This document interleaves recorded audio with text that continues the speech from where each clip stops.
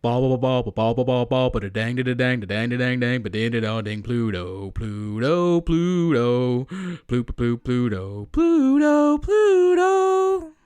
Only once it was shown. The ushers were all alone, Without a butt in the seats.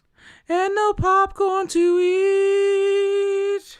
Randy Quaid's on the street. Ball ball ball ball ball ball ball but a dang da dang da dang da dang dang but ding dong ding Pluto Pluto Nash. You know when I pick a movie, that's when I'm under pressure now.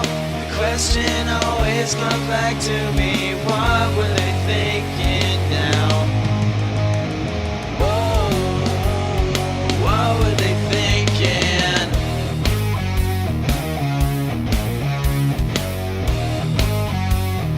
What were they thinking? Welcome back to the show, ladies and gentlemen. This is What Were They Thinking, a podcast about banned questionable movies. I am your host, Nathan, and with me, as always, is my Randy Quaid to my Eddie Murphy. I think we both still not really good in either one of those, but either way, with me as always, Brendan. How you doing, pal? I'm doing okay. I Yeah. was thinking about that, and I was like, well, he's either going to call me the Randy Quaid, or he's going to call me the Rosario Dawson, which is only going to fuel the rumors Confusion started by to the Godfather. Yeah. Exactly. So either way, This way, I we're figured screwed. you get to have the robot voice now. Oh, sweet, the whole episode. I don't think Yeah. I can't commit to this. And this week, because we are talking about Randy Quaid and Eddie Murphy, we have to be talking about the Adventures of Pluto Nash. You're welcome. Yikes. Yeah, because this is one of the remainders of our summer flopbuster, our schlockbuster, our fabulous super flopbusters. Because we've, when this movie first came, because I, honest to God, had not seen this movie until I watched it for this show. I avoided it because of all of the terrible reviews and everything everybody was saying about it. Spoiler alert, they were right. But I'd always thought, just because of the cover art, that it was some sort of almost superhero type movie. Because on the cover of it, he's in like an astronaut suit, but he's got that da-da pose, with the hands on the hips, shoulders up, chest puffed out, which makes me think superhero, or at the very least hero, like a Batman type. Yeah. No, I was agreed. so wrong. Yeah. But it's not a superhero movie unless you count, I don't know, nightclub owners as superheroes. Yeah, when I first started watching, I was like, oh, I get it. He wants to do like a gangster nouveau noir type thing, and then that theory of mine quickly fell apart when all the fucking batshit stuff started happening. But we'll get into it. Let's just say this is not a great period for Eddie Murphy in 2002. I think he had done the same year the movie Showtime with Robert De Niro, which is also not good. Better than this, though. Better than this. I think Bowfinger was pretty good. That was like a couple years before that. But that was like, I liked Bowfinger just because of the meta subversive stuff going on in it. But that was like Steve Martin. Yeah, and that was like a one movie standout during like a pretty bad run. Yeah. But yeah, that's. Yeah, Didn't he do The Haunted Mansion this same year? Good Lord. No, I thought that was later. Was it? I thought it was like the year before or a year after this, maybe. And anyway, it was a rough patch, is what I'm saying. Yeah. It was a while before My Name is Dolomite. a long time, as Alec Guinness would say. Yeah. But let's break down the plot. Plot! Our hero, who is not super, Pluto Nash, a recent parolee, decides he wants to start up a nightclub on the moon, and manages to get in real easy with some bookie fellows who are really super chill about, just lending him 2.5 million moon bucks after getting out of prison to start up his own place. Then we flash forward, 7 years and everything's going great because, hey, who needs a story? We find out that he's the place. There's a mobster on the moon, Crater. Not an actual moon crater, but the guy's last name is Crater. He's trying to buy up Rex Crater. He's trying to buy up all of the places in New America because they're going to turn it into just a big gambling establishment because they're going to legalize gambling on the moon. Pluto doesn't want to sell his place. Rex won't take no for an answer. Hilarity ensues, and Rosario Dawson's there along with Randy Quaid. Attempted hilarity. I don't even want to say that because I swear to God, Nathan, I was watching this movie and I was like, where are the jokes? This is a comedy. This reminds me of when we watched with Galen when we watched The Experts. And there were so many points in that movie where I said, what's the joke in this scene? And there were so many times in this where I said, is there a script? Is Eddie Murphy just shooting from the hip here? Like, what's going on? Well, that's it. Like, there's so many tonal shifts in this movie. As I said, when it started out, I thought it was going to be she was trying to do some sort of neo-noir thing, but with, on the moon and laser blasters and stuff. But then there's like wacky robots and there's jokes and attempted jokes. And it's like there's threads for like 2 or 3 good movies that make up this really terrible movie. By the way, just make the movie about him running a club on the moon. That's enough of a premise. Yeah, you could have a whole Nouveau Casablanca thing going on. It worked for Pam Anderson. It can work for Eddie Murphy. Exactly. Because that movie was a smash success. So we open up with a Blue Moon remix. Terrible. A harbinger for this movie if there ever was one. Yeah. Holy shit. And I'll say this. This movie is not short on cast, and it is also a Capra classic. Because Frank Capra the third is like it's like first unit director and executive producer on this thing. Let's just say talent is not always hereditary. Let's just put that out there in the world. We've got Randy Quaid, Rosario Dawson, Jay Mohr, Joey Pants, Peter Boyle, Eddie Murphy, Luis Guzman, John Cleese is in this movie. Looking like he would rather die. I feel like John Cleese looks like that a lot of times, though. I think that's part of his shtick. Maybe extra here, though. I got the sense that he was just like, how long is this going to take? Like, I think he spent less time on this movie than Eric Roberts did in A Talking Cat. He didn't even get the opportunity to phone it in, literally. Right. He had to show up. Yeah. So we open on Little America 2080. Which is a colony on the moon, and we are treated to Jay Mohr, the Scottish polka player.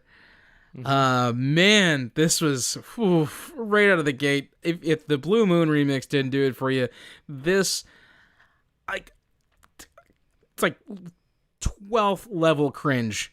What's going on in this scene? Yeah, and the joke is just the jokes are. Yeah, that's it. And it's lazy. That's the joke. Is that he had a fake Scottish accent, and that it's funny because he's wearing a kilt, right? Isn't that funny? Yeah, Anthony Frankowski, which I believe means he's Polish. Yeah. Playing an accordion in a kilt, singing a Scottish tune in the diviest of dive bars, and they couldn't be bothered to come up with decent stuff. It's all like this cliche that the club is run down, the dishes are dirty, the bathroom is filthy, there's no patrons. Like, we get it. It's a failing club. And Pluto is just kind of there to support his friend and to try to help him turn his club around, I guess. Yeah, and he's all like, I don't think this is working. Maybe you should be Italian and go by Tony Francis. Yeah, they shoot out a bunch of names, and he comes up with Tony. They come up with Tony Francis, and he's like, "That's what I'm gonna do. That's what I'm gonna do." And then Eddie Murphy's like, "I got to use the bathroom." He goes to the bathroom, and into a bathroom which I can only describe as bathrooms that I've seen in my nightmares, literally. Just filthy, grimy walls, a toilet with no stall, just horrifying stuff.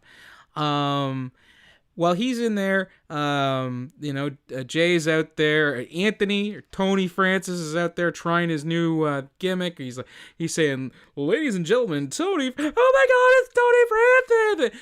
And we are treated to Burt Young. Yes, he's also for in a cup movie. of coffee. Yeah. Burt Young and another guy. I feel that guy's been in stuff. I think he's like one of those character actors, but you never really get to know their name. Actually, it's funny, Nathan. You mentioned the bathroom. My note about the bathroom is that it seems to be entirely composed of shit. Yeah. Like, it just looks like awful.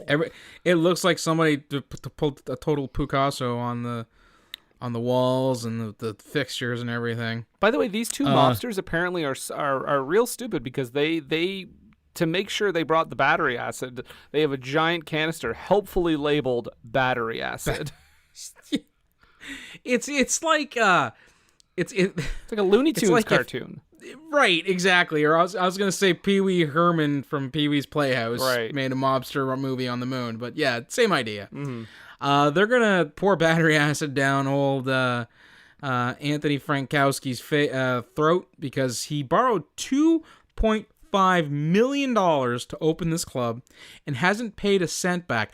And it's been like, what, did they say 3 years or something? Yeah, I'm surprised it took them 3 years to go collect. I don't see leg breakers waiting 3 years to get $2.5 million back. Mm-hmm. Mm-hmm. Listen, I just finished True Detective Season 2. I know what's up. But luckily, Pluto is there and saves his buddy because everybody knows Pluto Nash, apparently. Mm. Oh, he was a smuggler, right? Right. Okay. That's I'm guessing they want... Okay, so as soon as they said he was a smuggler, I was like, okay, do they want him to be like some kind of Han Solo motherfucker? Like, seems to be what they're going for, and it doesn't work. No. At all. He comes out, and of course, Anthony's like, "Oh, Pluto, help me!" And then Burt Young is Pluto Nash, and you were inside with like one of the bosses. He used to play cards with them and stuff like that. So, like, as a favor to Pluto, I guess they're gonna spare Tony's life, let Pluto pay off the $2.5 million with no interest, no vig, nothing. Pay that off, and they're gonna let Tony live, and he can have the bar. What understanding mobsters, right? And they even let him pay completely in Hillary's. Yes. We'll get to that. And smash cut to 7 years later. Nothing's gone wrong, and the club is a rousing success. And come on, it's at this point fucking lazy. That is, yeah. There's no reason why we should believe he was able to even turn this around that quickly. There's no setup scene for it. Also, at this point, I wanted to note this movie has the ugliest production design I've ever seen. This is one of the grossest looking movies, just ugly, that I think we've done in a long time. It put me in mind of the set designs and the look of the Super Mario Brothers movie. Yeah. And at least that had more style than this. Like, this just looks like this. I don't know what it was, but it looks lazy and ugly at the same time. Like, it's just like they put no effort into this whatsoever. And the cinematography either. Like, it's just everything's just so brightly lit. Like, there's no design to anything, really. Like, like you said to me, I think you mentioned this to me off air when we were talking about it. It's like, if this movie wants to be a film noir, maybe the director should have looked at what a film noir looks like. Yeah, they would definitely need to bring down the brightness. I mean, you can look at it, if you want a prime example of futuristic but film noir, Blade Runner. Yeah. There's all kinds of neon, but it's dark and gritty still. Mm-hmm. So, I mean, this is an assault visually. And then soon to your auditory sense. I'm assuming it would also, if it could produce a smell, it would be an assault to the smell and taste as well. Yeah. I think that covers them all. Oh, no. After watching it, I felt like I had been kicked in the nuts, so it was an assault on all 5 senses.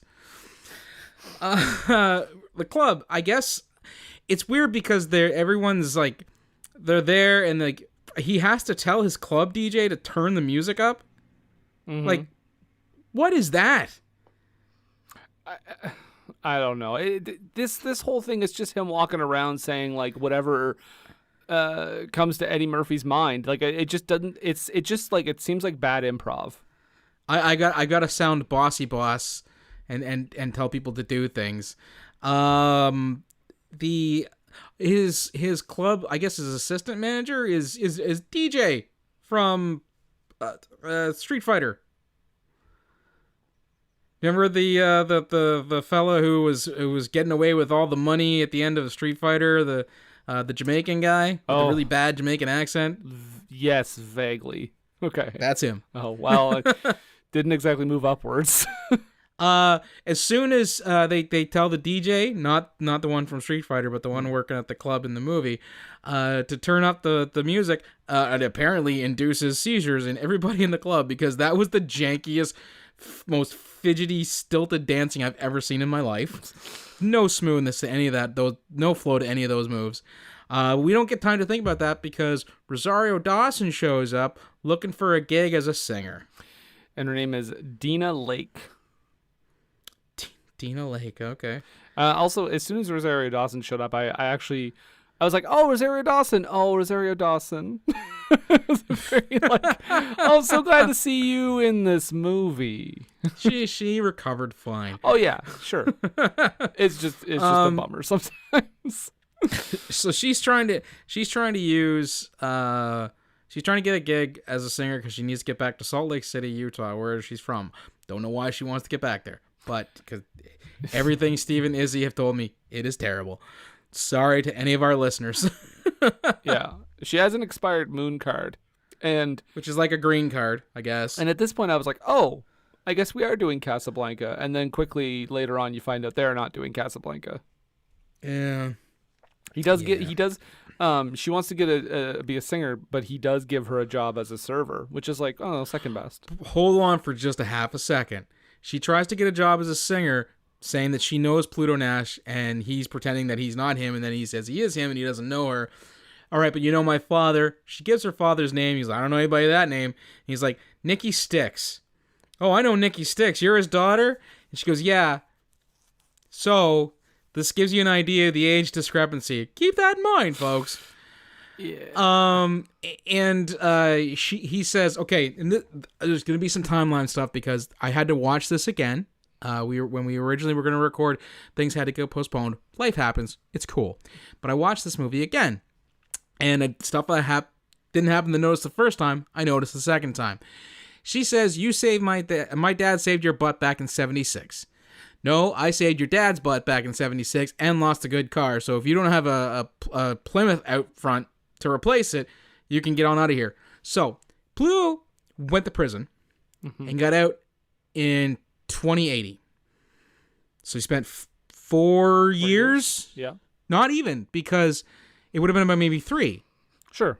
Like, let's just say that at the sake of argument, him saving Nikki Sticks happened at the beginning of 2076. He would have got jammed up, caught, went to prison by the end of, like, say, December 76. This is only like 3 years in there. 3 years for smuggling. I don't know. He sounds like he was a pretty prolific smuggler. And this is not the first time I'm going to have issues with the timelines that get stated in this, nor about where he says he's from. Because there's times when he says that there's times where we're led to believe that he's from Earth and moved to the moon, but then there are other times where we're to believe he grew up on the moon with Anthony. Yeah, I didn't know anything about this character. All I latched onto was like smuggler, jail, owns a club. That's his character.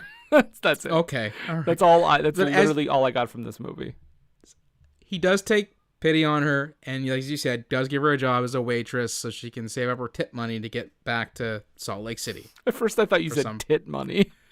Tit money. I guess that is where you put your tips sometimes, right? Well, the bustier waitresses often do better with the gratuities. I'm just gonna. So, all right, that's all fine and well. We get a visit from Joey Pants and his cross-eyed henchman, who's also albino, which is like, okay, so we're doing the whole what the hell is that movie called? The Da Vinci Code thing, where the albino is just some evil monster. And this is where we find out that Rex Crater wants to buy Pluto's club, and Pluto is not interested in selling. They're offering him 10 million moon bucks. Yeah. What's the exchange? I have no idea. And I won't have to worry about it because I'll be long dead by the time the 2080 rolls around. Well, maybe not long dead, but, a few years in the grave, I'm guessing. I'd be 102. Actually, no, this is 7 years later, so it's 2087. Yeah, 109. So I'd be almost 110. So probably long gone by the time this thing rolls around. And they make a very bold prediction with just the currency, because on the currency is Hillary Clinton. Hey, it almost happened 6 years ago. How old is she now? God, I don't know. In her 70s now, probably. She's in her 70s? Okay. She's probably about 70. All right. Well. Wait, how old? I guess still never happened. mind. She wouldn't have been the current president. We don't put current president. We don't put no, we current don't. leaders That's on why money. they're called dead presidents. Yeah. No. The Canadian $10 bill with Justin Trudeau's face on it. Oh. By the way, I would love if in the future they do put his face on the bill just to hear people complain about it. Oh yeah, because I don't know if you know what he did when he was a teacher once. I don't know if you know this, but every single bad thing that happens in Canada is because of him. I just learned this the other day. It's crazy. Right. Not our local leaders, just the guy running the country. Yeah. Can't be anything provincial or municipal. Never. Only federal. Never ever. Okay, so where are we at? Oh yeah, the Hillary prediction.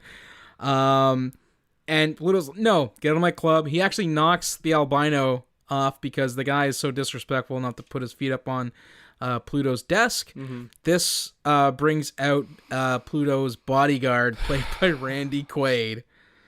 This is like the worst character in cinema. This is why. I don't know what you mean. Oh, he was horrible. It's like he's... The robot voice that they put over him is one thing, but it's just like, I don't know what it's just everything all together. Like every time he spoke, I wanted to like turn off the movie. Well, not only that, they made him keep this rictus grin on the entire time. Mm-hmm.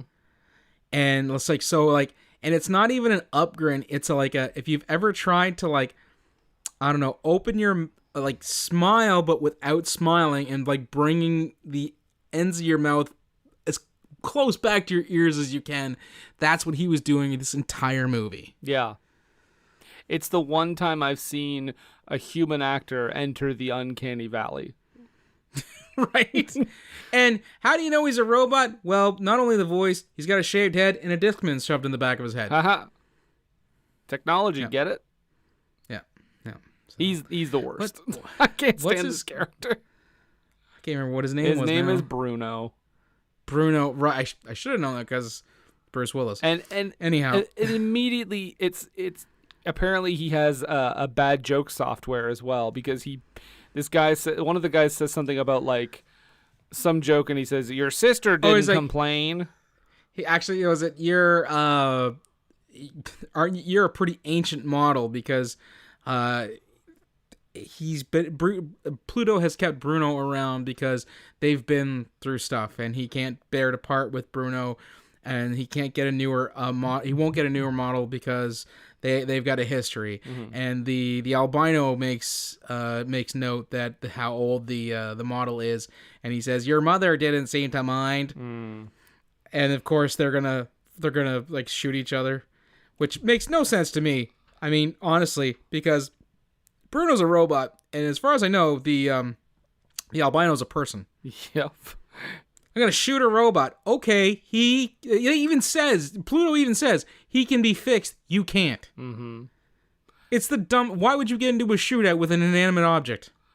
Well, an animate object, but with that can be repaired. Why even make his character a robot? It's just so dumb. Because it's the future. So he puts the bum's rush to Joey Pants and the albino. Yeah. And the night progresses. The club closes down, and Rosario gets the task with bringing up the mixture for a martini for Pluto. Asks if she wants her to make it up for him. He's like, no, I've got it down to an exact science. Pops an olive in his mouth, takes a swig of gin, and then 2 or 3 swigs of vermouth, shakes his mouth about, and just downs it. And that's the perfect martini on the moon, apparently. Gross. Yeah. Also, she totally thought... I saw that joke once before on Blossom. It was either Blossom or Family Ties, and it was either Joey or Nick, Mallory's boyfriend, who basically took a mouthful of milk and then squirted some chocolate syrup in his mouth, shook it up so he could have chocolate milk. And that's the level of comedy you're working with here. Sitcom. 80s sitcoms. Yeah. Also, let's not glaze over the fact that Rosario Dawson thought she was getting the send up the new girl treatment at first, and I said, right. "Oh yeah, this is hilarious because employees being sexually assaulted by their employer, that's rife for comedy."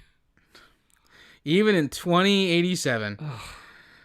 And also, considering what happens between them later, very unethical. She is his employee. And also, his friend's daughter. Half his age. Yeah. But they don't get to talk about that too much, because then we're treated with Joey Pants in the Zoom room. They did kind of accurately predict Zoom, I guess. Oh, okay. Although they didn't accurately predict AOL still being a thing. A lot of movies thought AOL was still going to be a thing, and they were wrong.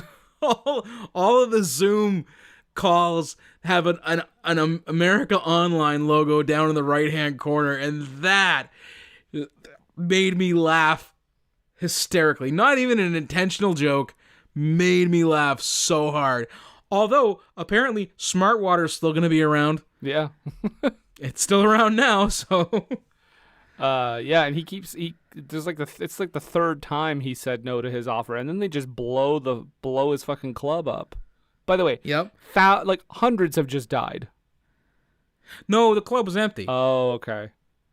Yeah, because that's what they were closing up for the night, and that's why they were the DJ from Street Fighter.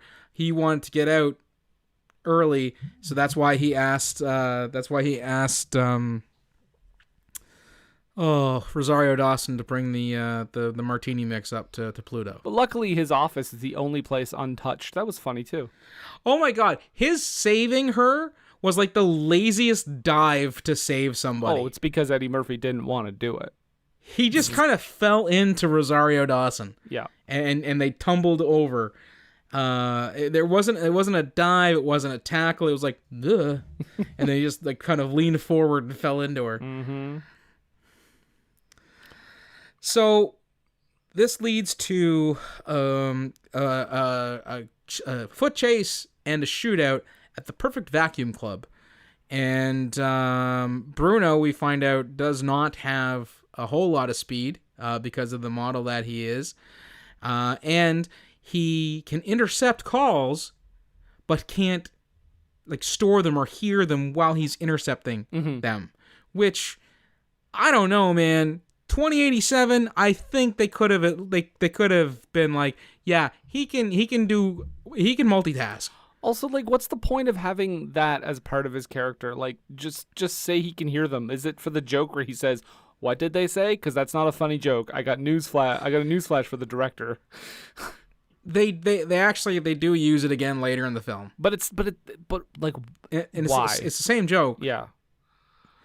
He intercepts it and then turns to say, "What did they say?" I have a question. Is the so you're saying his security guard Bruno is like the outdated model? So would the updated model be like Dennis Quaid? In that it is far superior. Yes. Okay. or like 80s Randy Quaid. I still feel, regardless, that Dennis Quaid is the far superior model. Dennis Quaid is a slightly better actor than Randy Quaid. Oh, we only bring the hot takes here on this show, folks. Yeah, right. Okay, so this shootout at the vacuum club, we actually do get to see Bruno apparently packing 2 like RoboCop sized fucking guns, just blasting away. Mm-hmm. Then just before that, though, says to Rosario Dawson, "Haven't you ever shot a gun before?" And then he proceeds to like blow shit apart with his guns, not really aiming, hitting a few people more than Rosario Dawson did, but still just reckless abandon with his shooting. Yeah, to which I said, "Have you?" There you go. Also, we find out after this that SRO hotels are a thing on the moon in 2087. SRO. So, single room occupancy. Oh. They are like the. You remember when we covered the Next of Kin? Yes.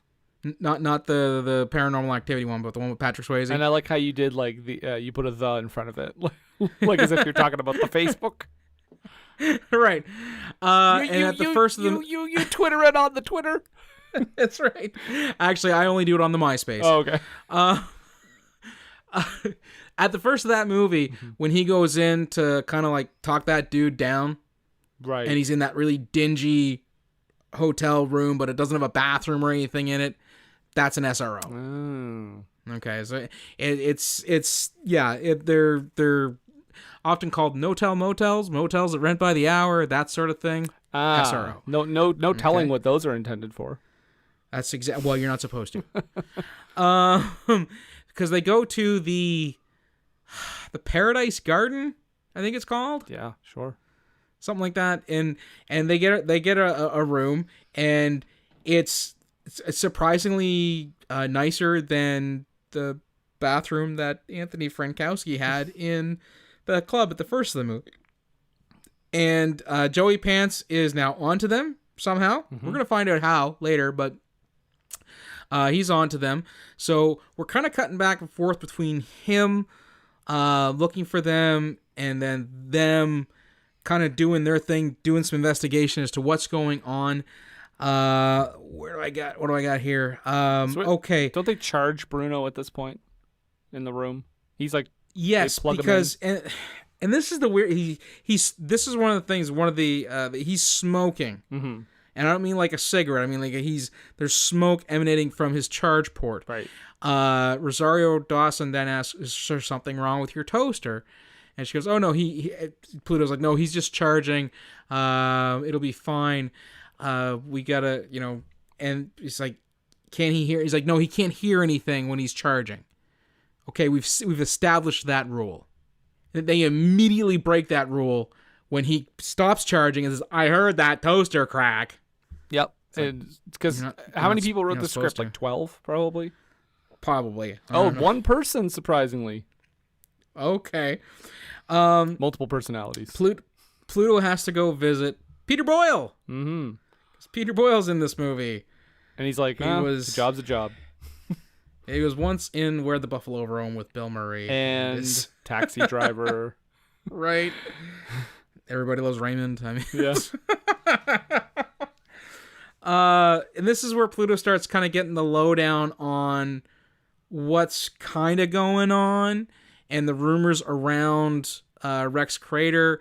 They're talking about cloning and how it was once okay, but now it's been outlawed, especially after that one scientist cloned that basketball player to make that unstoppable basketball team. No. Oh, the Air Jordans. No, it almost creeps back in. And then they played basketball for an hour of screen time against cartoons. So Peter Boyle, he's given, like I said, he's given them the kind of the lowdown of who they should go check out, who they should go see. So they're that person. It's like it's a plastic surgery / cloning. It's just a plastic surgery place called New You, and it's on the corner of 6th and Microsoft. I get it. Computers. Because they'll name, yeah. That's the joke. That's it. That's the whole joke. Also, Peter Boyle, what another, like, there's going to be many of them, but this is such a thankless role. Like, you come in, deliver some exposition, and then see you in a while. And then, well, and then die. Poof, yeah. So this is maybe the least funny scene in the whole movie. Where they go to see the plastic surgeon? I think so. Yeah, I'll say, I guess, yeah. Because it's really only played up. It's played for a couple of like weak sauce jokes, so they could do some like computer animated stuff where she's like, "Well, let's take a look at what you would look like with our Amazon model," and then they go, the screen goes, and it's Eddie Murphy and Rosario Dawson's head on like two really tall models, joking about how they look like big tall doofuses and where would they buy clothes. Or our Venice Beach models, blah, blah, blah, blah, blah. And of course they're on like super jacked, muscular models. Eddie Murphy does make a joke about improving Rosario Dawson's ass, and I was like, "You shut your filthy mouth." And also, like, I'm sorry, but the way he gets them to like grow her butt and her boobs, that was cartoon. You were the Megan Thee Stallion look. That was like, yeah, that was more than Megan Thee Stallion. Like, that was like ridiculous. Eddie Murphy's like, "Yeah, that's what I'm into," and I'm like, "Are you?" Because that's like if Large Marge was a cartoon character and like Busty.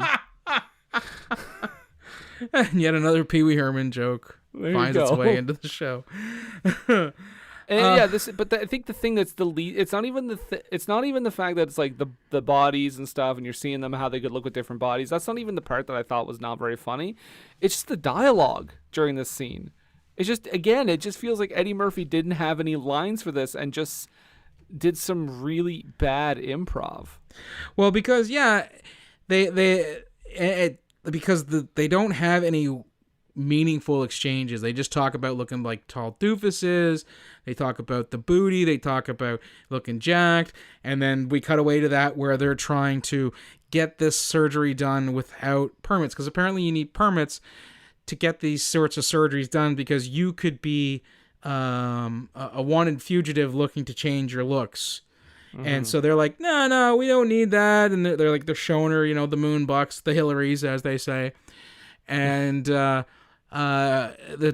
doctor's like, okay, I'll do it. And then they proceed to shake the doctor down for information on the Rex crater, and she makes an allusion to that. She didn't really see him, but when he left, he had a briefcase embossed with the initials WZW. And I misheard it when I first saw it, and I was like, WCW? By God, it's David Arquette. David Arquette's in this movie. Oh, really? Because I was thinking we were going to hear, "I'm back, better than ever." Eric Bischoff. Son of a bitch. I also heard that, and I was like, wait, shit, is there going to be a cameo for a wrestler? That would have been great. No, instead what we get is when they go back to the hotel, we get Breer's there.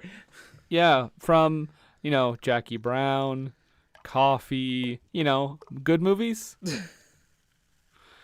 Yeah. And she shows up, and then because she's been talking to Bruno is all catty now, and he won't give him no beer and sandwiches. Well, he was actually Bruno. It almost feels like we don't talk about Bruno. We have to. Damn it! No, that was gonna work. God damn you, Disney. It's almost like there's stuff about his character that maybe saw its way to the cutting room floor, because he acts he's supposed to have feelings because he's a robot. Mm-hmm. And there's several times when he becomes sexually aroused, which is off-putting. Mm-hmm. And there's like when they go to see the plastic surgeon, he's like, "You got to stay here, Bruno. You'll come next time." And he's like, "Well, that's gratitude for you."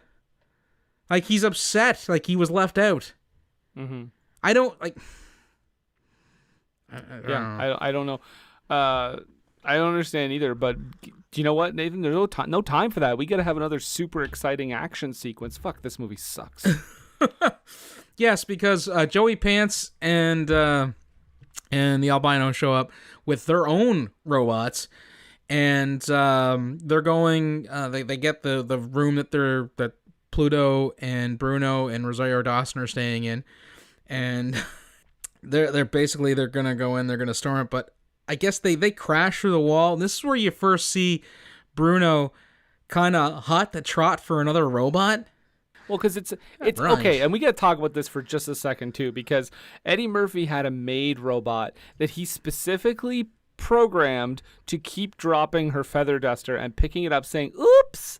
And I'm like, wait, were you that hard up for, like, tail that you made a fucking lady robot so you could look at a robot butt? See, and that's the thing. When I first watched this movie, the first time, before I started catching the stuff about the timelines and the years and things like that, I thought, okay, that's his robot from before he went into prison. Maybe he was young.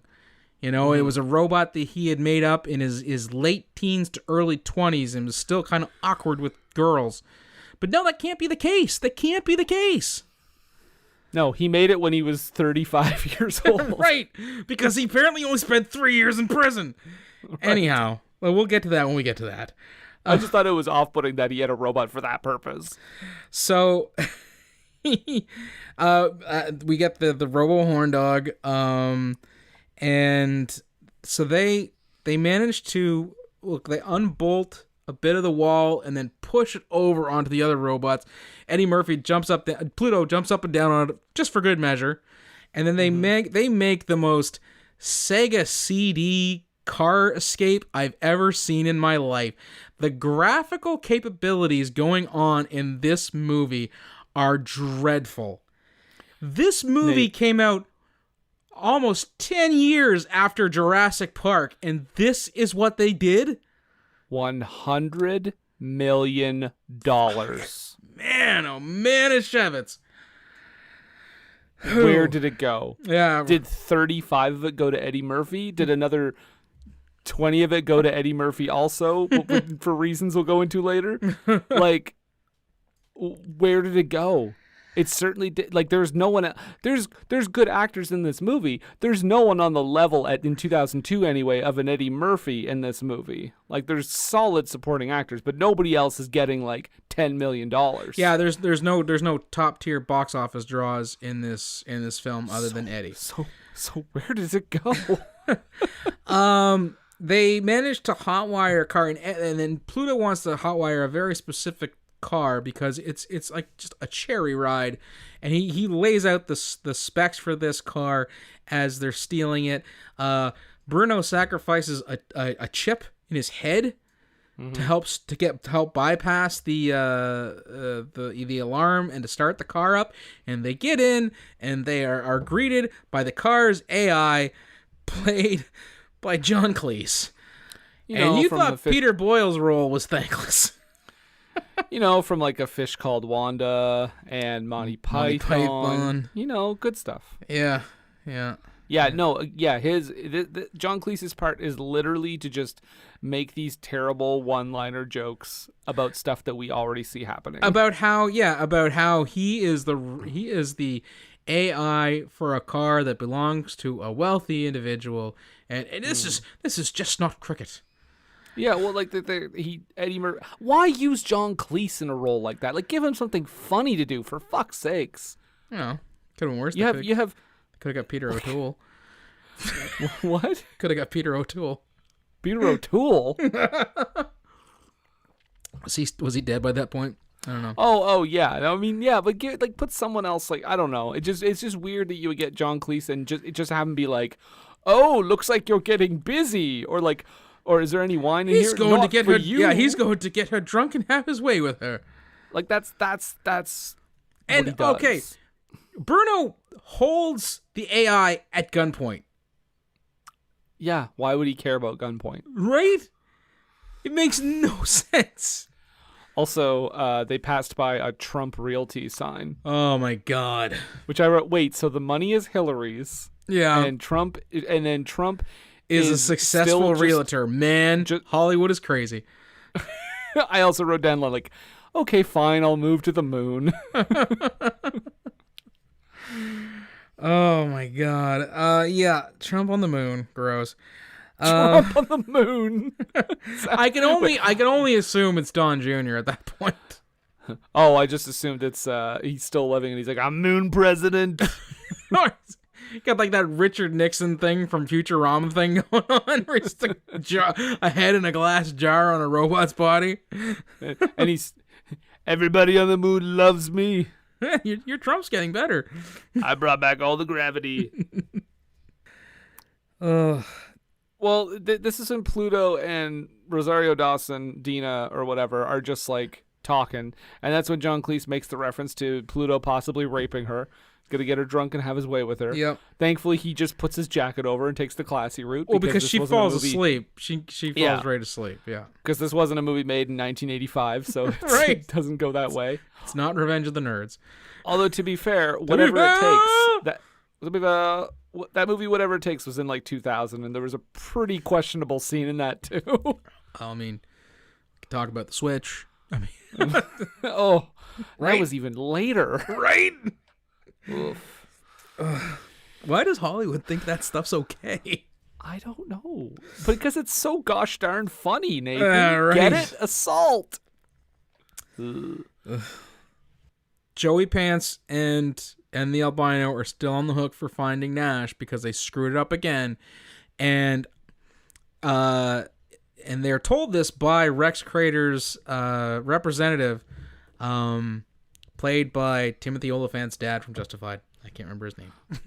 Okay. Character actor. He's been in a lot of stuff too. I suppose, like, you know what? I have the internet at my fingertips. I could probably just look it up. You know.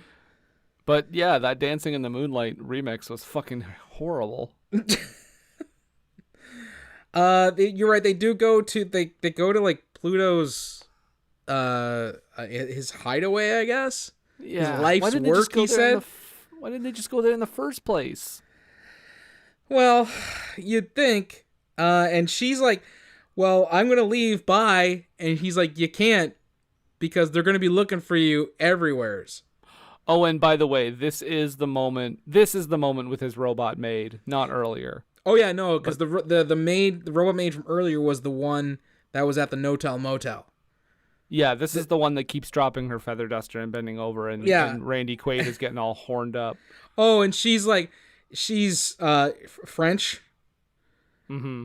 Yeah, it's a French maid. French maid in a short French maid's outfit, and she asks, "Are you okay?"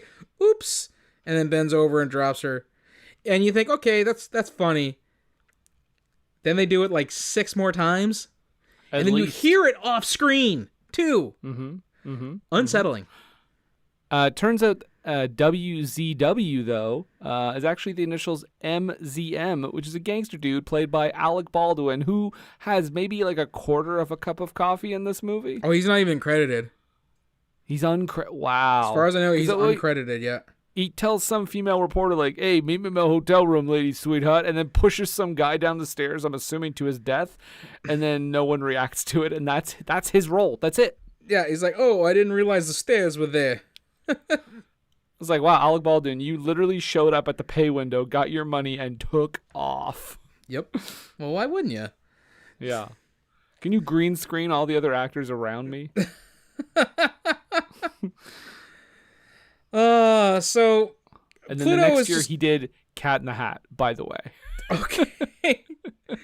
So Pluto is they do this. You're also kind of getting a glimpse of the stuff that he would smuggle, like freeze-dried chihuahuas. And at first, I thought they were replica Axel F jackets. Ha. But they weren't. It was an R, and then I was like, oh, right, in Beverly Hills Cop, it was a Detroit Lions jacket. Oh, okay. Yeah. We find out that Bruno has a thing with or a thing for the French maid. Just walks up and slaps her on the butt. Did you miss me? And she slaps him in the face. Guess not. So unsettling, the cadence of his talk in this fucking show. But thankfully his jokes are so funny. Oh yeah. He's got the comedy writing of he's basically Marx Brothers. Yeah. Right. Isn't it at this point too where Peter Boyle shows up again just for a second so he can get murdered in an elevator? Yep, that's it. He shows up and he says something to the effect about cloning and it being outlawed. Glad it was outlawed, and then the guy in the elevator, who I'm assuming is supposed to be another cop, because he's an ex-cop, Peter Boyle, and the guy goes, "Yeah, at least then you knew who your friends were." Boom, and he's dead. And we never see that other guy who killed him ever again. I was like, wait, what was the point of that? And then Pam Grier calls and she's warning Pluto that that guy got murdered, and I'm like, wait, how did you find out? It just happened. But then Joey Pants and all the other guys prepare. They find Pluto's hideout, right, and they start to attack. And then we get more hilarious maid jokes. Their clothes fly off in the air, and everyone's laughing. Yeah, everyone's, and apparently they don't get sucked out into the cold vacuum of space because they're able to get their space suits on just in time. Sure. Okay, so I know the moon has some gravitational pull. Mm-hmm. It's not like you're out into space where you're going to drift off forever. But I feel that the amount of ordnance that is used in this attack would launch these people into orbit. Yeah. I feel that they would just they would fly off of the moon and then drift off into the void. That doesn't happen. Mm-hmm.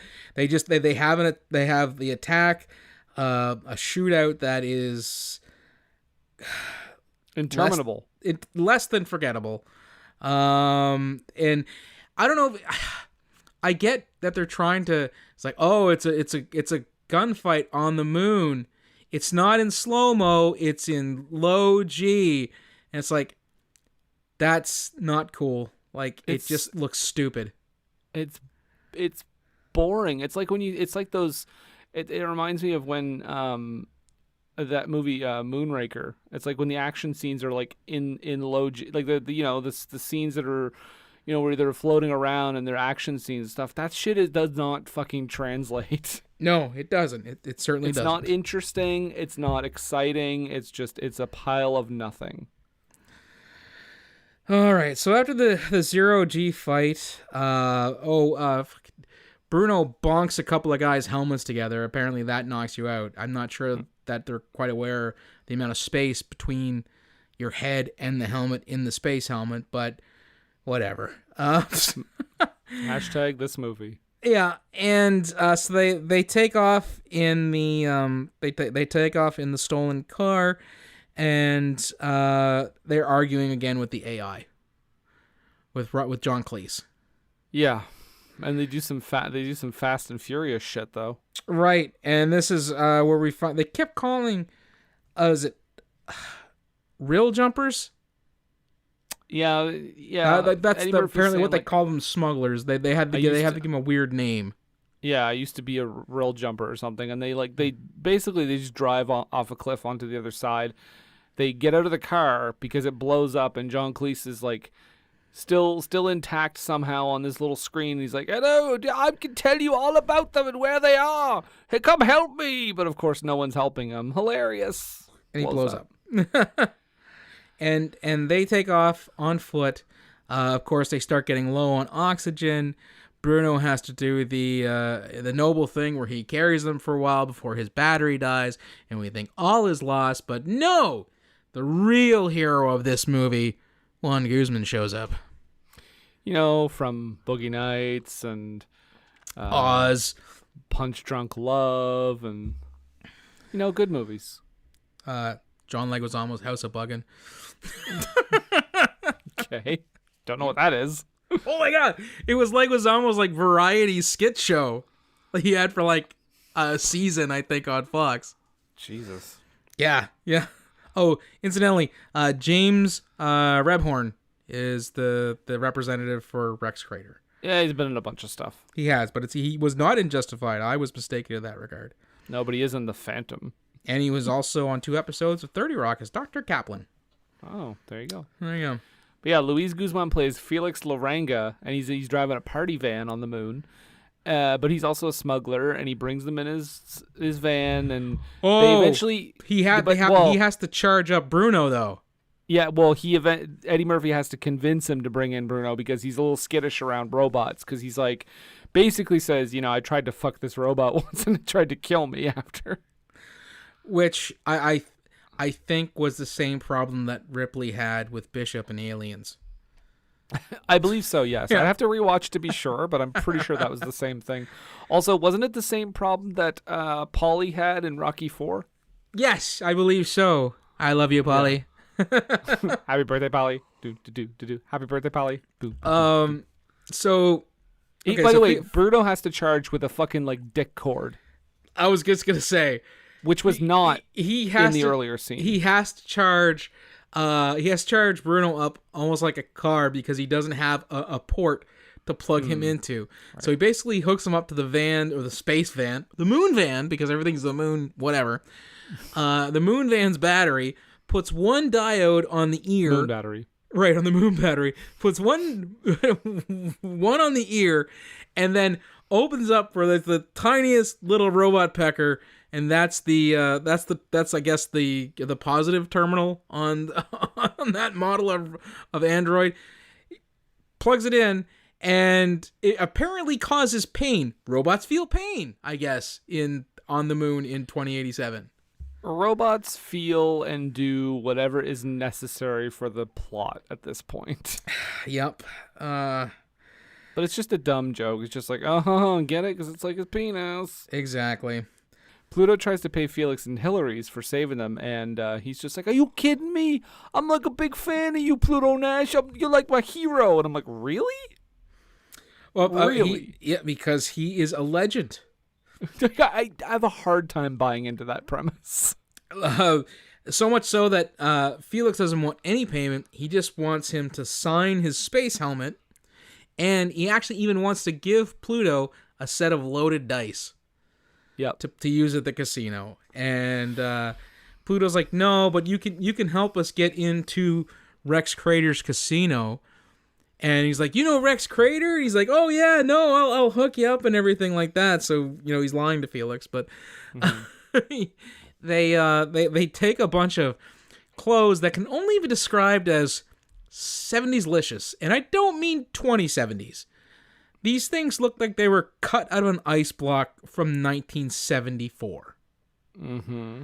Yeah, why would those clothes except for Bruno, who looks like an 80s Swedish coke dealer with the fucking blonde wig they give him.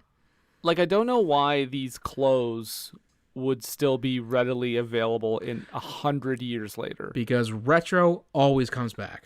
100 years, though? Yep. Okay, I don't know. I don't know if we're. I don't know if I'm wearing 1920s fashion these days. Maybe you might. Zoot suits were a thing for a little while back in the late 90s, thanks to the Brian Setzer Orchestra and Cherry Pop and Daddies. But originally, were they a thing in the 1890s? No, but what I'm saying it's not. I'm saying it's not 100, but it's you're pushing to it, and I could actually absolutely see hipsters wanting to wear roaring 20s garb to parties and fancy dress stuff. Yeah. You know, put the flower in the hair and the fucking pork pie hat, all that shit. Well, you've convinced me this movie is a success. So I guess they part ways with Felix. Felix goes into the casino, and Pluto and Bruno and Rosario Dawson are going in, and they're trying to check into the hotel and get tickets to the Tony Francis show because he's playing at Rex Crater's casino. And the concierge informs him, well, his show is black tie. You can rent a tuxedo from us and that sort of thing. So they get all spiffed up. And Bruno also destroys a very aggressive slot machine.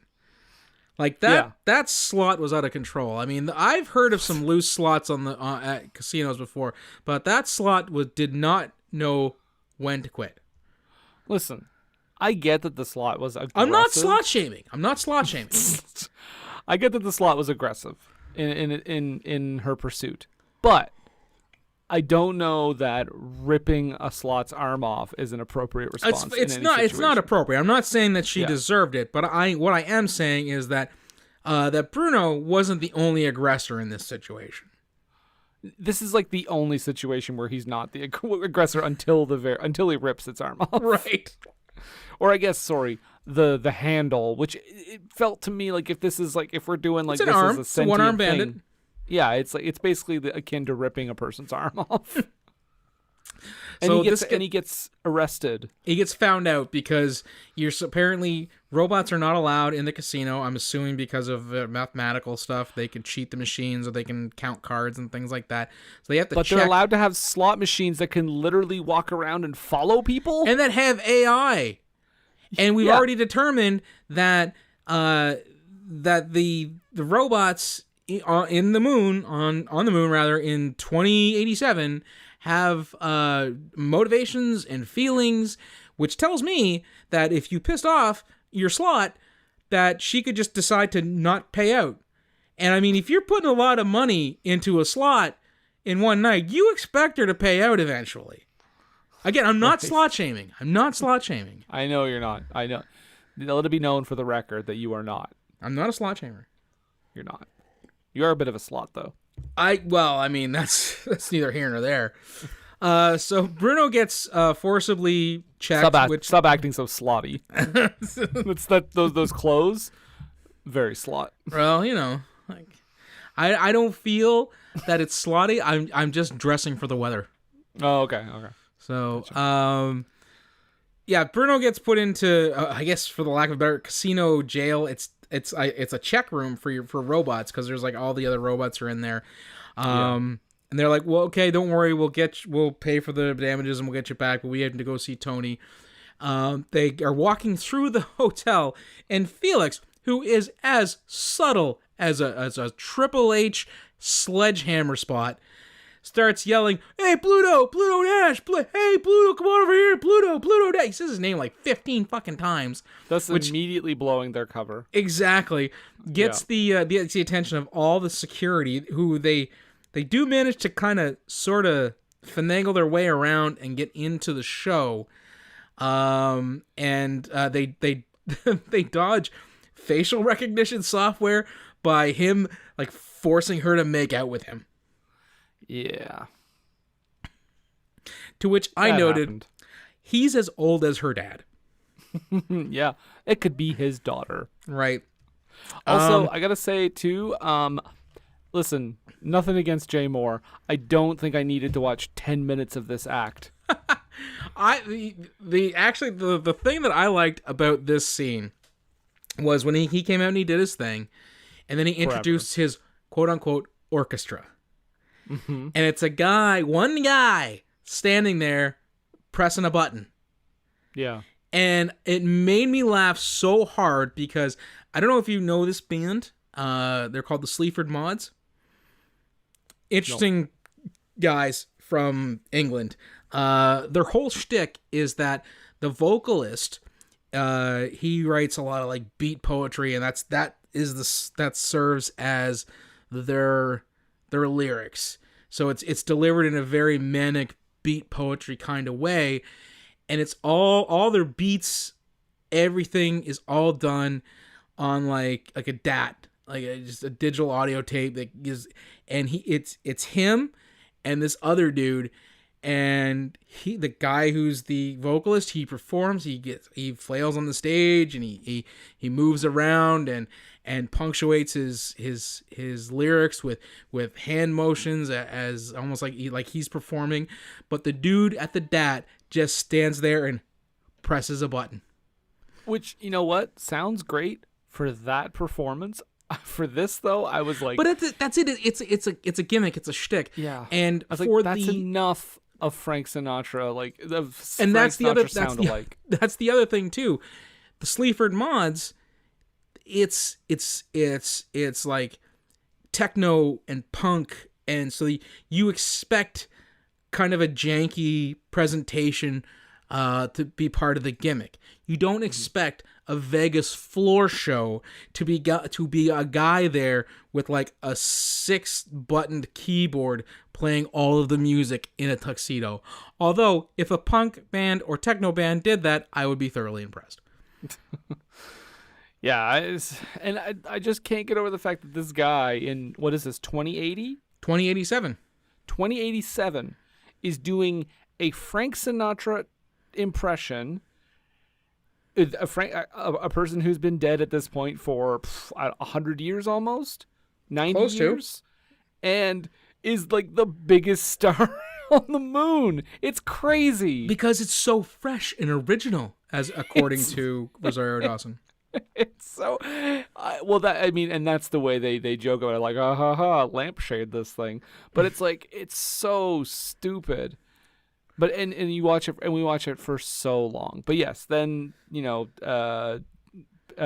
goes to see Tony, and he's like, "Hey, it's me. Remember I saved your life? Now, think you can help me find Rex Crater's private elevator?" Oh, don't forget, we also get to meet his wives, who are not twins but clones. Right. And he's like, I met the woman of my dreams, and then I cloned her. He's like, which one is she? He's like, who cares? Get it? Because we're doing it, threesomes all the time. Oh, I don't know why Jay Mohr is Andrew Dice Clay, but that would have made this. Would have raised the level of this just a little bit. Oh, God, I don't know if I could stand. And it would have made the friendship age appropriate, because at one point Pluto knows that they grew up together. I submit to you, Jay Mohr is at least 10 years younger than Eddie Murphy. Yeah, you're right. Almost, but 7 or 8 years younger. About 7 or 8 years younger than Eddie Murphy. So yes, as you said, he says, "I need you to get me to Rex Crater's penthouse." And Tony Francis's plan is this: we're gonna get into my elevator, go down as low as it'll go. I'm gonna open a hatch, and you jump across a chasm, hope that you hit the ledge, and then scale yourself down to his elevator, so that when it rides up to the penthouse, you'll be able to just kind of dip in through the roof hatch, I guess. And they quickly abandon that plan. Yeah, because Pluto's like, fuck that. What's plan B? And they open the door, and apparently you can hear through an elevator, because the representative, James Rebhorn, as we said earlier, says, this is plan B. So he could hear through the door, which is ridiculous to me. Yeah, and he tasers both of them. And that's it. Like, he zaps them. I don't know if it's a taser, because he uses the same device to wake them up. Yeah, I have no idea. Maybe the other side is a wake up taser. I guess. I don't know. It's just I had the thing in reverse. Yeah.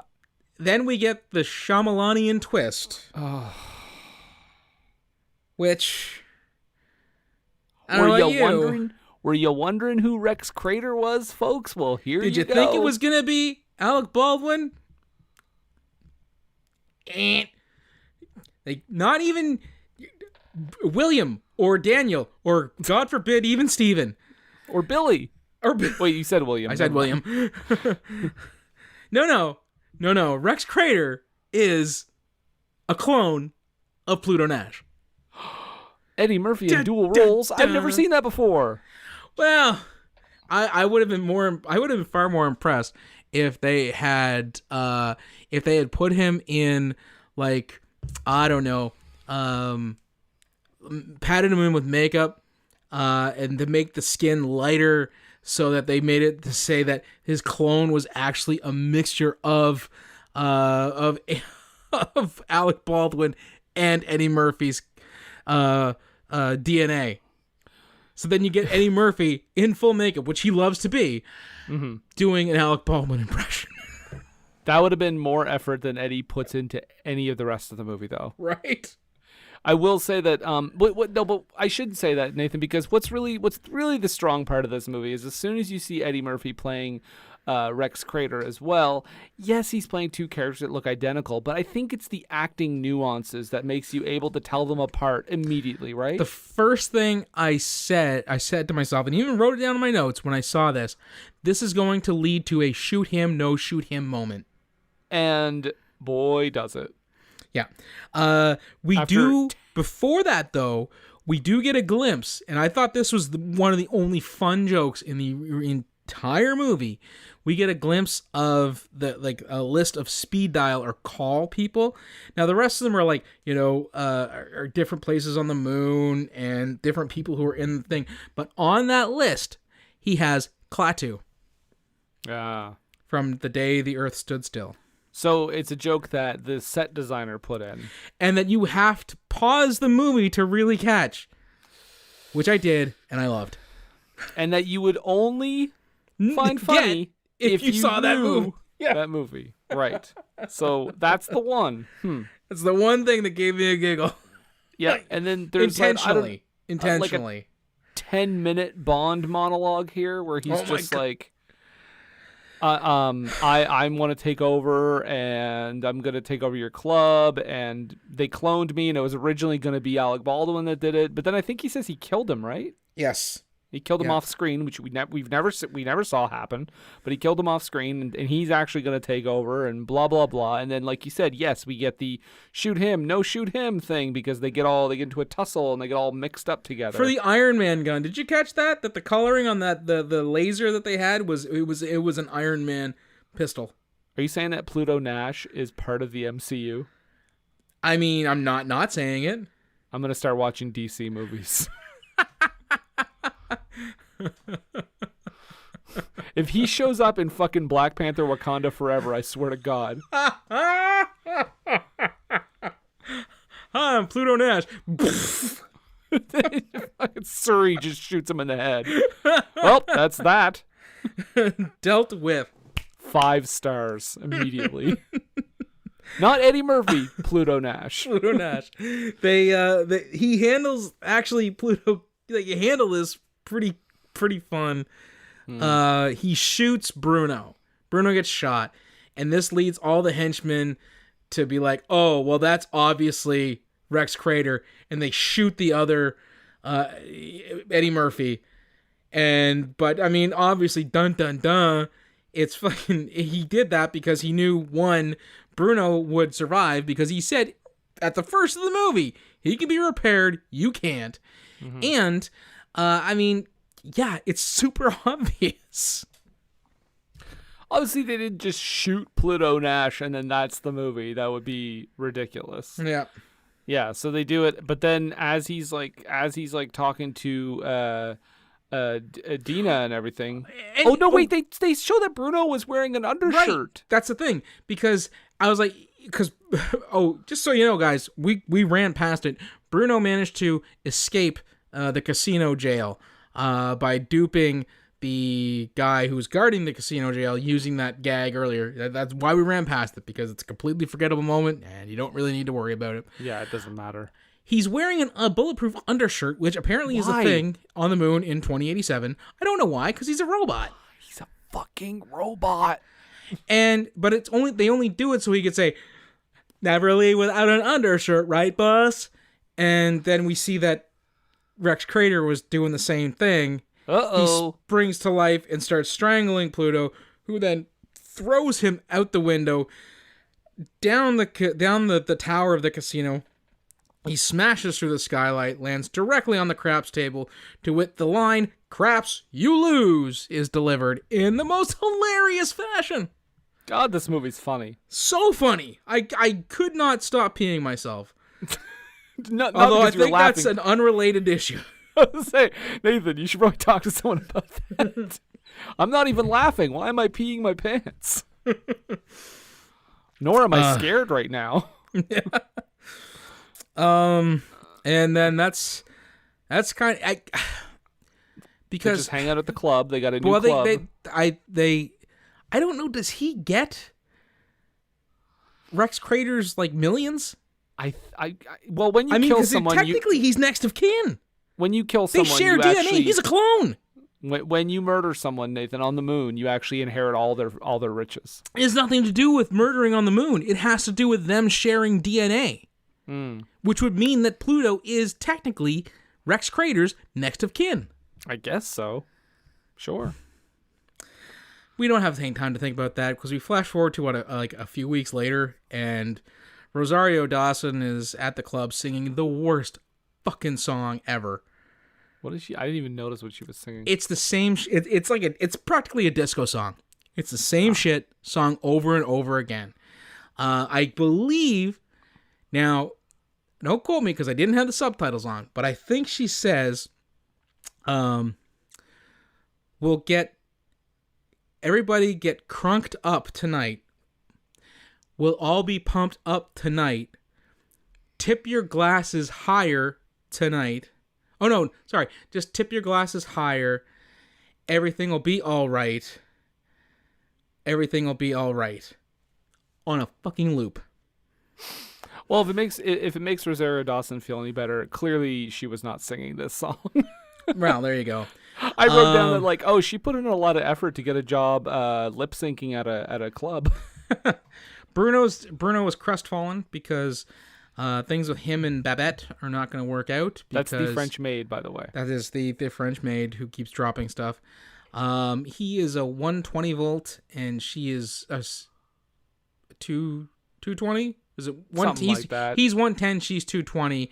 And then Pluto's like, just go to the hardware store and get an adapter. That just kills it for me. Get it? It's a sex joke. Get it? Because it's like Viagra, the thing right? that gives you a boner. Right? Makes you compatible. But he doesn't have time to worry or fret about it because Pluto says, have you seen my new bodyguard around? And he's like, new bodyguard, shall I begin to... You know what? And I just thought about this. The show Red Dwarf. I don't know if you ever watched it. I have not. There's an android on that show named Crichton, played by Robert Llewellyn in makeup. And it is a more believable android with his mannerisms, behavior, and dialogue than Randy Quaid ever was in this entire movie, and has even said things like, shall I begin the process of disassembling? I'd rather have seen Robert Llewellyn play the android in this movie than Randy Quaid. So, there you go. But no, you don't have to disassemble yourself. You're going to be the club manager, Bruno. A robot's never been a manager. And he gets all excited, and he's like, hey, why don't you come have a drink? No, boss, I've got so much to do, hiring and firing. He's going to run that club into the ground. Yeah. He's got no managerial experience. Also, he sees everything as numbers on a sheet. So, I mean, there's no... Despite the fact that we've said that robots can feel and have motive, they would revert to that joke, although we don't get to see it. And, we're never going to see it in the sequel because, goddamn, this movie bombed hard. We're never going to see it in the sequel. Yeah, it did, because I remember I told you it cost $100 million to make? Mm-hmm. It made $7 million. So, not even 10% of its budget back. Not even 10% off $100 million. How did this... Hold on a second here. What studio made this? Warner Brothers. Okay, it was Warner Brothers, that's why. Because I was going to say, how did this studio not fucking fold under its own weight after that? Horrible loss. Yeah. Castle Rock Entertainment surely took a hit from that one. Frank Capra III, why have you forsaken us? Yeah, Village Roadshow Pictures. Well, they're all still around. That actually surprises me. Yeah. Anyway, is that the end of the goddamn movie? That's the end. They even tell us the end. So By the way, if this had said the end and then a question mark, I would have been like, Nathan, we got to watch something else. And you're out of here. There we go. Notes, bye-bye. So, Brendan, now comes the time of the show where we kind of give our thoughts on this, and I have to ask you on a scale of worth a watch, drunk watch with friends, head trauma to forget, or avoid like the plague, or where does this rate for you? I would avoid this like the plague. This is horrible. There's not a single moment I laughed. There's not a single performance. And again, not to slight the actors. They're doing their best, except Eddie Murphy's clearly phoning it in. But and I also don't blame him for that. But like there's not a standout. There's nothing. It's just nothing. It's so awful. Just don't watch it ever. What about you? You know what? I'm unfortunately gonna have to say the same. I'm not ranking it up there with like, with Postal or Human Centipede or anything like that. Or Loquisha. Or Muck. Or Nick Cage, or Nick Fury rather. Nick Cage, Agent of S.H.I.E.L.D.? Oh my God, I would love to see that. That would be an amazing movie. But it misfires at every turn. Every single turn. And if you want to see a middling Eddie Murphy vehicle, just go check out Metro. Sure, it's nothing to write home about, but you'll have a better time watching that, and at least it's the comedy in it is somewhat comedy, and the action is passable, which cannot be said about any of this movie. Yeah, Metro's like a shittier Beverly Hills Cop, but at least it's like not like whatever this is. Right. So there you go. All right. That is the Adventures of Pluto Nash. You guys, we are going to take a quick break, pay some bills, and don't you go anywhere. Stick around, because we'll be right back. What were they thinking?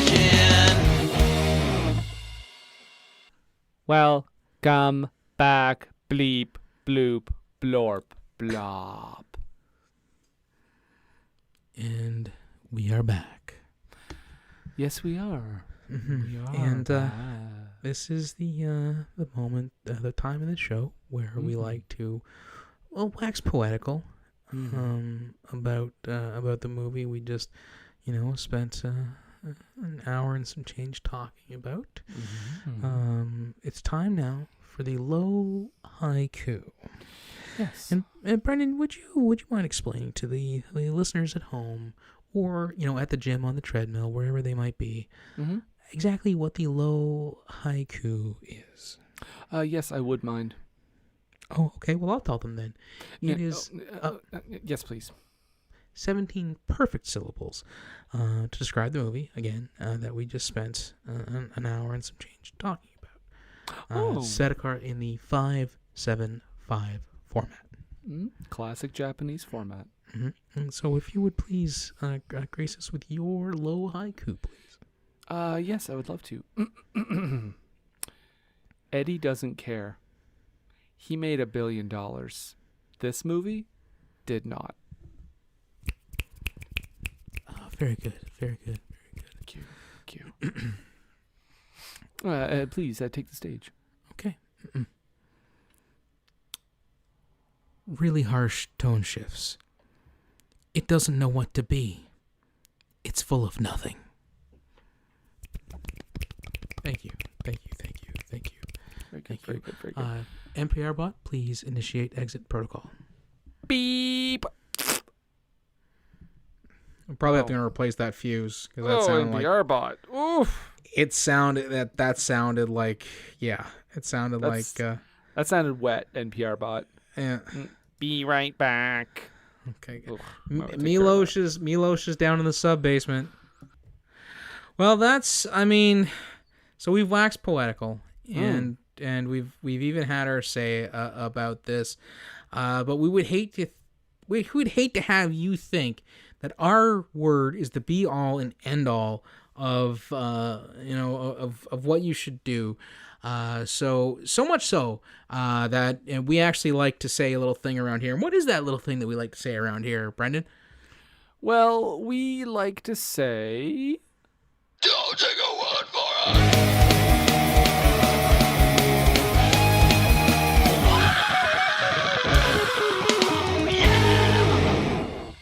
That's right. Don't take our word for it. Brendan, I know you said this didn't do too well at the box office. 7 million against 100 million. But I mean, it's a summer blockbuster. There had to be at least a decent amount of people who at least liked it and begged folks to see it. What did the critics have to say about this thing? well, 89 critics chimed in on Rotten Tomatoes, and a whopping 4% of them liked it. Oh, okay. All right, but it seems like one of those movies that the audience would be like, snooty critics, they don't know what they're talking about. The audience must have been over the moon for this. Huh?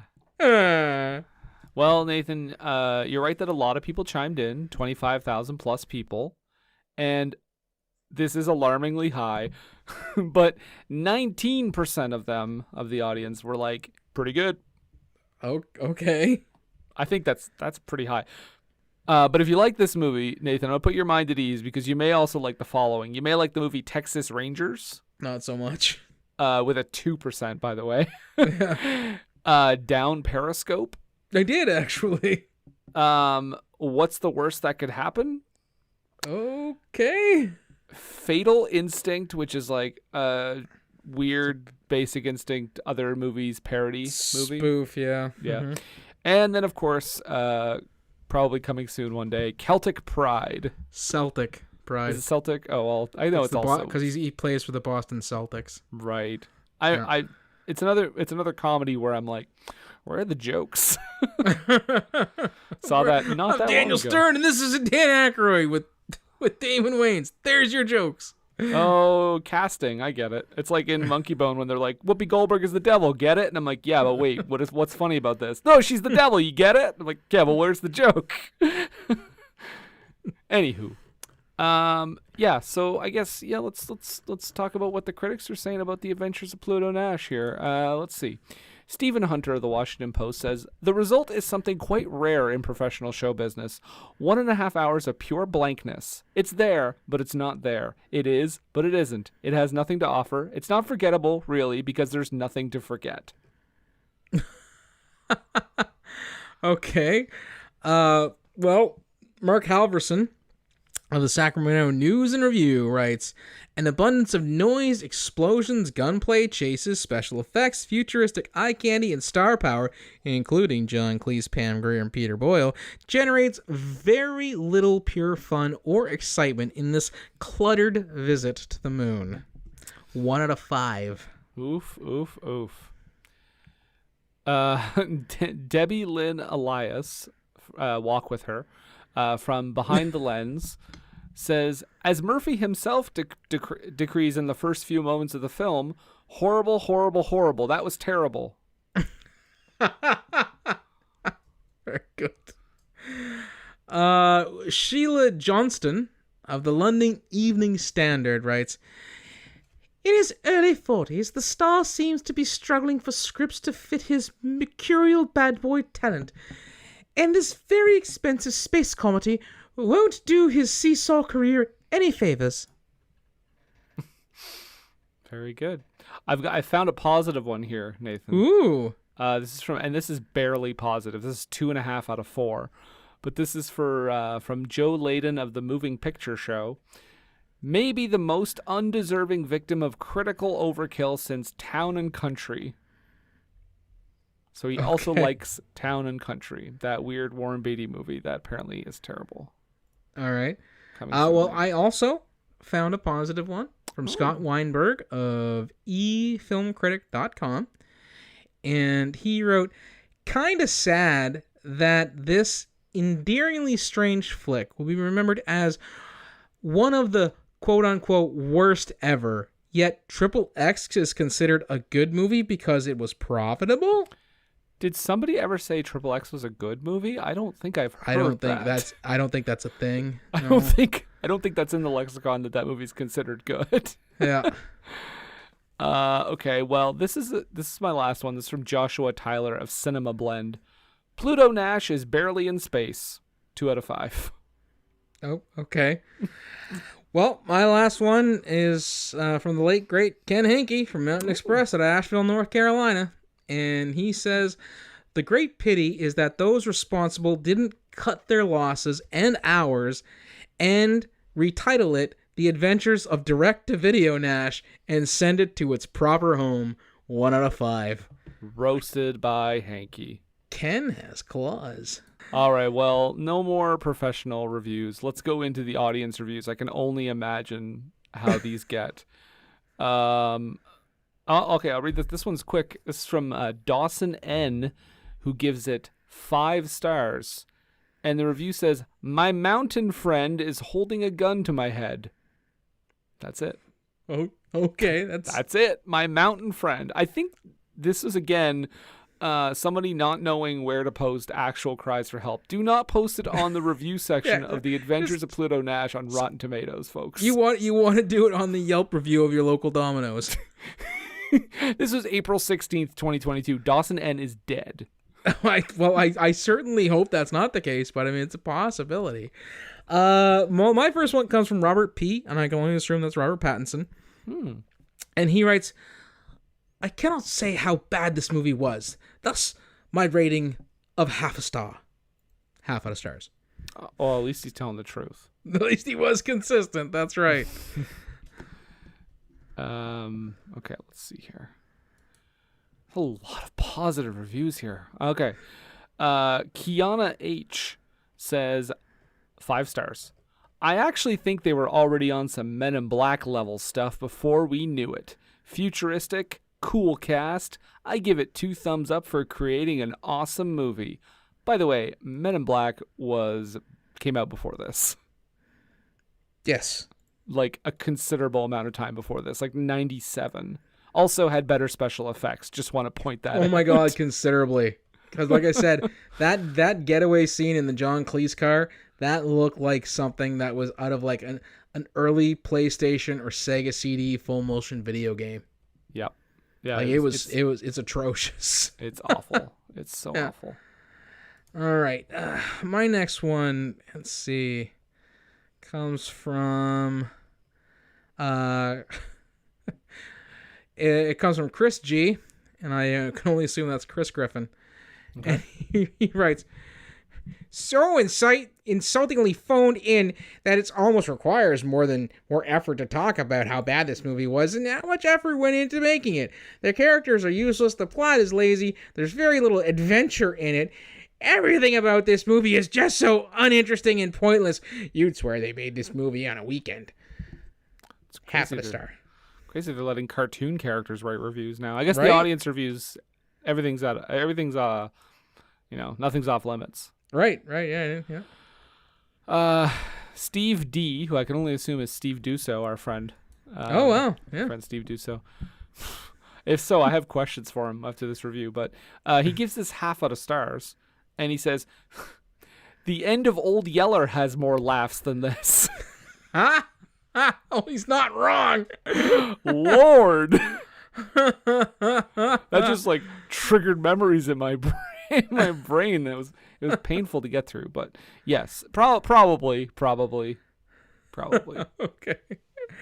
Well, my next one is a very positive one. Real quick, from Alex L, and I'm assuming that's Alex Lifeson from Rush. And he writes, "WTF? This is the best movie ever. Pluto Nash for life. Hail Pluto Nash!" 5 out of stars. Jesus, I got a little too cult worshipy for looking at the end. Right. All right, this is my last one. This is something else from Paul O. He says Paul Orndorff, Mr. Wonderful himself.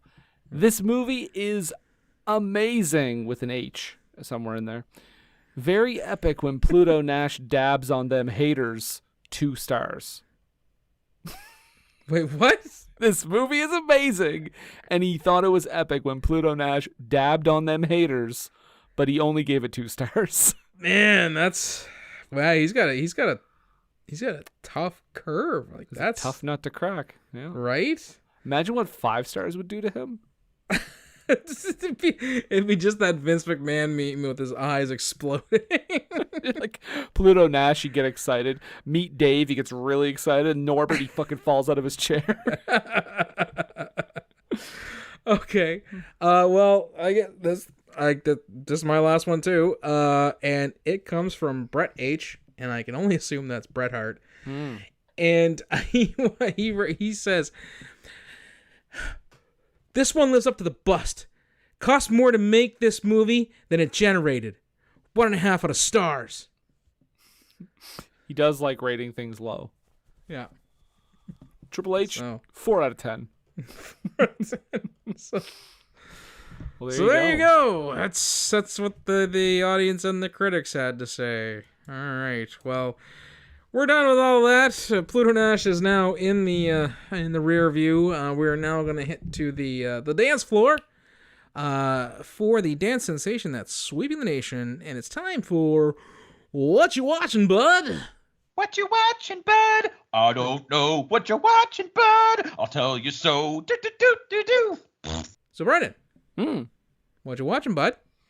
I'm going to make my recommendation real quick because I don't think I really need to over-explain what this is, but I did go to see the new Thor movie, Thor Love and Thunder. Had a great time, a lot of fun, some surprising plot elements that made gave the movie a bit more weight than I was expecting, but yeah, and Christian Bale, whew, he's awesome. So yeah, Cool. Thor Love and Thunder. Sweet. What say you, good sir? Well, I'll tell you, I just got in the mail a 25th anniversary edition of the Weird Al Yankovic movie, UHF. And that movie is an often overlooked spoof movie. I don't say parody because it's not. Because it's not, he's not doing like a Seltzer Friedberg thing. No. It's definitely more in lines of an Airplane, Hot Shots Part 2, or this pastiche of other films, but the movie in and of itself is actually a story unto its own, with some really zany characters. You get that lovable Weird Al sensibility as far as humor goes, and there's they even have that Money for Nothing Beverly Hillbillies video right in the middle of it. So check it out if you can. I know it's on Tubi, but I got my Blu-ray, and I'll own it forever. So UHF, starring Weird Al Yankovic and Michael Richards. Yeah, and others. Yeah. The one I will say, the one time I recorded that movie off of cable one time. And I got about an hour in, and then I had to stop because the movie got super out of sync with the audio, and I can't. On it's cable? Like that. Yeah.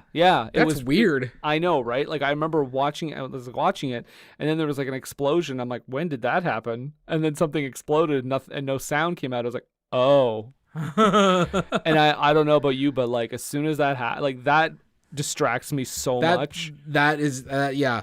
That was a big thing for me back in the pre-Netflix days. Yeah. When I'd get a movie through the grayest of means and get that audio sync because there's like a blip in the file, and then like the movie is just a half a step off, and you're like, I can't even. It distracts me so much. Yeah. I hate it. But anyway, I mean, I liked what I saw. I should go back and watch it all one day. Well, like I said, last I saw it was on Tubi, so won't cost you a dime. Well, there you go. Yeah. What about Montrose? Is he there to say a few things? I believe he is. Just give me one moment and I will get him. Okay. Bring in his friend Kelsey. Hello! It's your good friend Montrose Monkington III here. I'd just like to invite you all to my YouTube channel, Montrose Monkington TV. And if you do enjoy what you see there with my reporting on the Graps, you can also be friends with me on the Facebook group Montrose Monkington III Esquire and Friends. And you can also tweet at me on your Twitter device at Montrose III. That's the number 3RD. And I would just like to say GCW, GCW, GCW. Thank you. More later. Yeah. Perfect. Thank you once again, Montrose. You're welcome. And if you want to find us on the webs, on the interwebs, you can check us out on the Facebook. Just following Nathan's putting the in front of things earlier. The Facebook, on the Twitter, on the Spotifys. On the Facebook, look us up. Just search What Were They Thinking? You'll find us there. We're also on Twitter and Instagram at WWTT Podcast. Our home base, though, is Age of Radio. Big time! So if you want to listen to us, you can go on any podcast app, or you can also just go to our home base at ageofradio.org/whatweretheythinking. Find us on Redbubble and TeePublic if you like clothing or other such things. You can overrated. Find us on what? Clothing, overrated. Yeah, fuck clothing. Just wear a shirt that says "What Were They Thinking?" You can go to patreon.com/WWTT podcast and sign up for some cool stuff there. And that's about it. Okay. So I guess at this point, as we wrap up, I'll just ask you a few questions about the Adventures of Pluto Nash. All right. Well, I am the one that inflicted upon you, so I guess that's only fair that I answer questions for it. So in a movie, barely.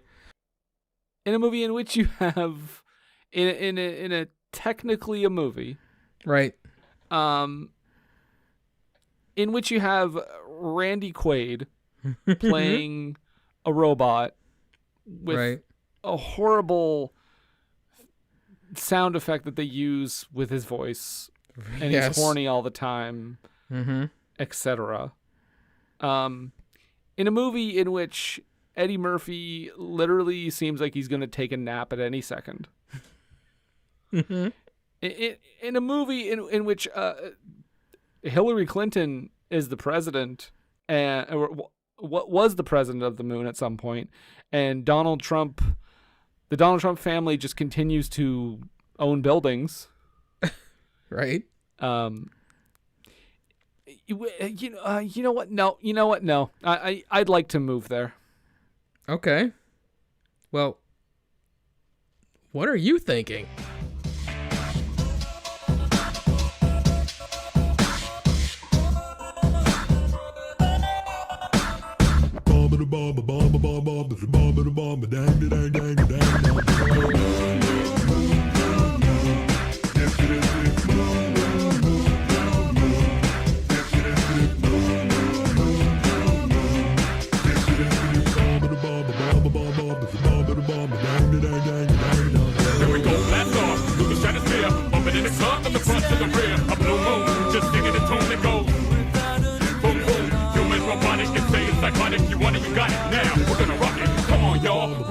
Shoes, rocking this body till the moon turns blue. Go to the cosmos to find a girl who can put my mind straight out of the world. Planet to planet and city to city. I never ever seen a girl that pretty. Blue moon, now singing a tune. Here I am, all up in my room with the doo-bop, the boop-bop, the shimmy, shang, shang, bop, digga, the bop, bop, the digga, dang, dang.